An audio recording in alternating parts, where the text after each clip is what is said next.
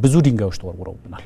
ወደ ባህር በር የመንቀሳቀስ ስንጀምር ፊታችን ወደ ባህር በር ስናዞር ብዙ ተደጋጋሚ ድንጋይ ውርወራዎች ነበሩ ከተለያየ አቅጣጫ። ለኔ በግልጽ መናገር የምፈልገው ወደ ባህሩ ስንሄድ የሚወረወሩብንን ድንጋዮች ግድብ እየገነባን እንቀጥልባቸዋለን። በእርግጠኝነት መናገር የምንችለው ምክንያቱም ደጋግመን ከዚህ በፊትም ስንለው ነበር። ጉባ ተራራ ላይ ተቆሞ ጉባ ህዳሴ ግድብ ላይ ተቆሞ ቀይ ባህር ይታያል።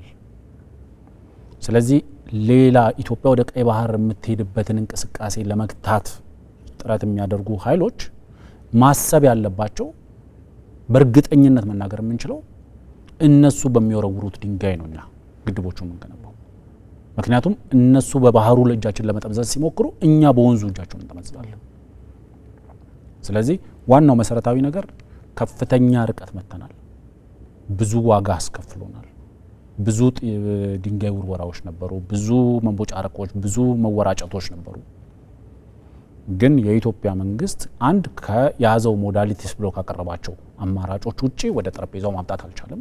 የኢትዮጵያን ህዝብ የኢትዮጵያን መንግስት ጎትቶ የጦርነት አማራጭ ውስጥ ለመክተት ጥረት ተደርጓል። የኢትዮጵያ መንግስት በጦርነት ነው ባህር በር ለማግኘት እንቅስቃሴ ያደረገው የሚለውን ንግግራቸውን እውነት ለማድረግ የኢትዮጵያ መንግስትን ጎትተው ወደ ጦርነት ውስጥ ለመክተት ጥረት ተደርጓል። የኢትዮጵያ መንግስት በመንደር ጎረምሶች እጁ እየተመዘዘ ወደ ጦርነት የሚገባ መንግስት አለመሆኑን ደጋግሞ አሳይቷል።